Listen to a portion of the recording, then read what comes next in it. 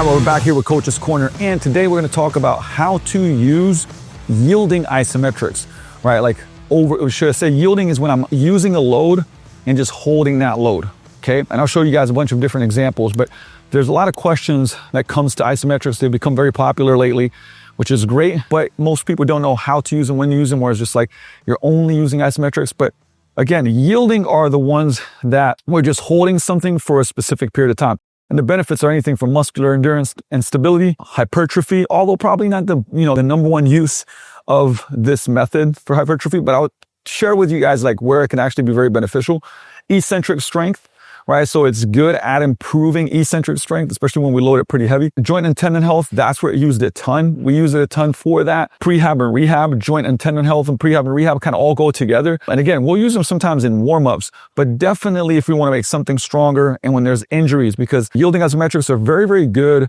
For example, if I have a knee injury and it's hard for me to lunge deep, right? I can't do that. I may very well be able to go to here and it's like have zero pain and then just load it and just hold, right? So now I'm still training those specific joint angles. I'm training the muscle, right? And it becomes analgesic, meaning a lot of times isometrics will help with the tendon actually not hurting. And then we can break through plateaus. So think about like if somebody's weak in this bottom position of a squat and we just train a hold, right?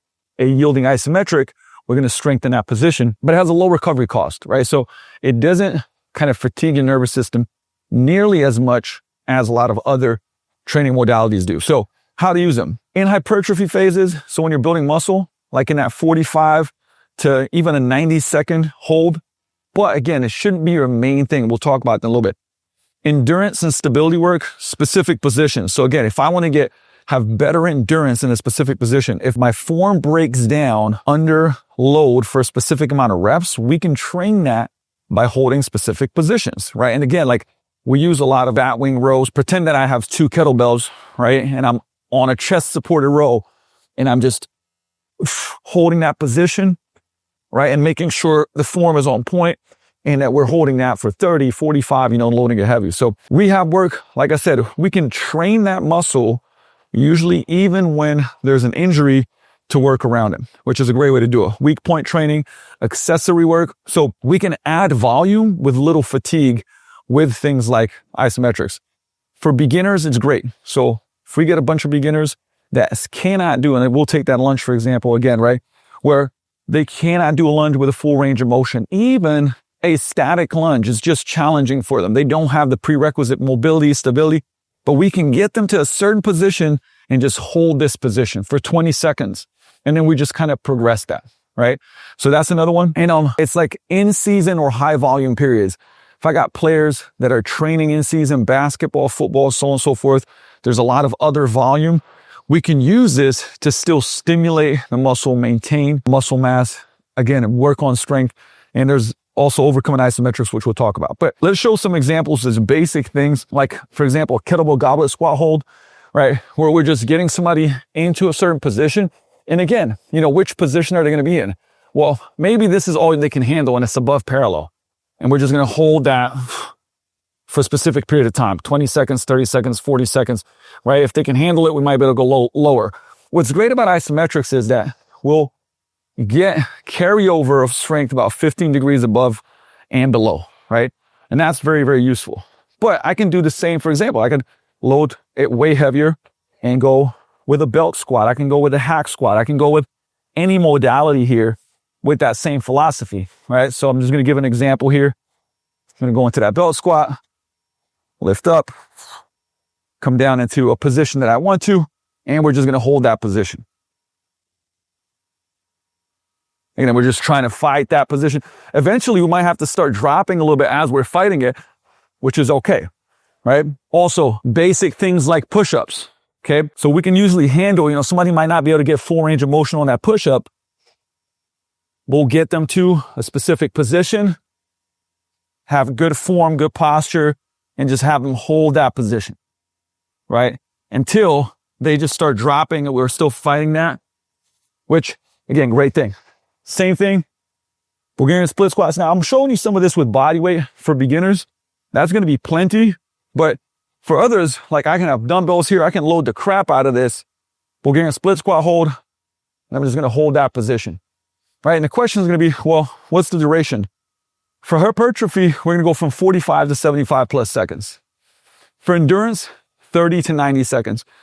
And usually we're just gonna start with a lower amount of time and progress that time and go more. Sets and reps, somewhere to 2 to 4 of sets and reps with 60 seconds to 180 seconds of total work time in those sets. Intensity is gonna be sub-max, either gonna be body weight or 30 to 80% of load. Now, think about that. 80% of my max on a squat hold is pretty significant if we're holding that for 20, 25, 30 seconds, whatever it may be, right? Again, progressions can be increasing time, increasing load, or making it a more challenging position. So, for example, this position, because of the joint angles, I'm going to be stronger in, so I can progress it with that same load by going a little bit lower. And that's going to be more challenging. So that's another way to do it. Placement, usually warm-ups. Again, so think about, for a lot of folks, a lot of our athletes, we may do isometric. So just a calf raise, 30 to 45 seconds on a slant board, even add load to it. That's going to be part of warm-ups, right? Getting things, again, warmed up, activated, and preventing even, I guess, if they have some tendon stuff going on. So warm-ups, finishers. So towards the end of the workout, again, not using it as the main lift, we can add extra volume with not a lot of fatigue, but we want to get a volume for a certain muscle group, for example. So we've added as a finisher. But then also, just don't use it as kind of your main lift. That's the big thing, because that's the mistake. You want to make sure that the form is on point, okay? And we also want to make sure that we're not using it as the main lift. So I could have, if I have a specific injury, but I can do, instead of a RDL, I can do a hip thrust, okay? But then I might hold, for example, towards the end of a split squat position of that workout, if it's a lower body workout, no problem, right? So I'm going to do the lifts that I can, and I'm going to add isometrics in. So it can either be warm-ups, finishers, it can be assistance work for bringing up weak links. And again, for somebody that is in rehab or somebody that's a beginner, we may use more of those lifts, but ideally it's not going to be the whole session of just isometrics.